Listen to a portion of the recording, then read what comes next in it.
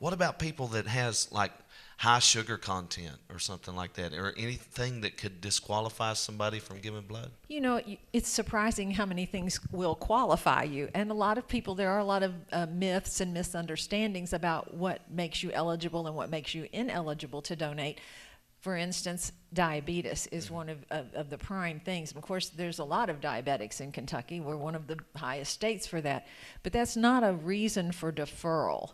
So we do go through all of your information, but it's usually not a reason for deferral. High blood pressure is not typically a reason for deferral. If you're on medication and your blood pressure is under control, you should be good to donate. If your blood pressure is too high at the time of the donation, we might, defer you for that. Same thing with an irregular pulse, that sort of thing.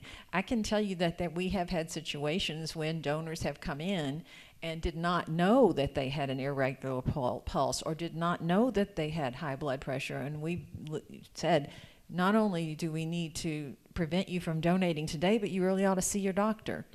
And That's good. folks have done that, and we've had donors come back and say, you saved my life. Wonderful. From that. That is so great. What is anemic, if somebody's anemic? That means you have a low iron level in your blood, and that is our most common reason for deferral. But there's lots of things you can do to prevent that. Your diet is a big part of it.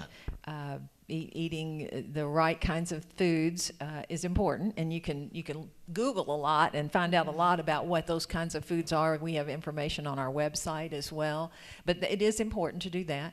And it's also important before you donate, one of the best things you can do is just hydrate. Okay. We talk about hydration a lot in the summer anyway when people are out and everything, but hydration before you donate is very helpful. You'll have a much better experience if you do that. This is just so amazing. And Peggy, does people need to pre-register, or how do they go about setting up like an appointment? Well, they can pre-register, and it's something that, we encourage. That way we can be prepared when we show up for the blood drive. And they can do that either by going onto our website and finding a blood drive there, and they can sign up for a particular drive that way, or, contact the chairperson. Usually our community drives, we advertise those in the newspapers, and we'll have a contact. They can just contact that chairperson, say they want to sign up for a particular time. So those are two ways that they can do that if there's certain times that they need to do that. They don't have to pre-register, but it's a good idea to do that. This takes so much to organize and so much to keep together, and it's a constant ongoing thing. I'm sure you've got plenty of upcoming donations that's going to kick in this summer and into the fall. Yes, we do. And like I said, they can go to our website, which is www.kybloodcenter.org, and they can find blood drives there where we're going to be at locally. But we have some coming up here in the next week or so that's a great opportunity for them to donate. On Saturday, June 22nd, we're going to be at Williamsburg Walmart on the Blood Mobile from 1 to 6. And we're also going to be at Corbin Pepsi on Thursday, June 27th from 3:30 to 5:30.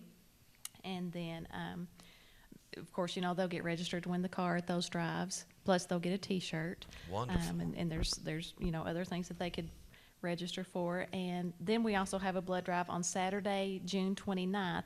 We're going to be at Regency Cinema 8, and they're going to get registered for the car. They will get a $10 Speedway card. Plus, they will get a free movie ticket when they show up and donate at that drive. Wonderful. Now, tell me about the Blood Mobile. It's little cots inside the Blood Mobile. Is it a big old? Explain it to me. Well, it looks like a bus, and right. It'll roll down the road, but it is fully self-contained completely. We don't have to plug it in or anything. We have generators, and it has 4 donor beds in it. So we have screening booths and donor beds. You get on and do the whole process within this blood mobile. And we have about 70% of the blood that is collected comes from mobile blood drives, and quite a few of those come from those blood mobiles. But we do also have the ability to set up inside. If you have a nice large room, we can bring donor beds and set up inside as well. So, but 70% of our blood comes that way. We have fixed site donor centers in Somerset, Pikeville, and Lexington, but to serve all of the other areas, we're on the road.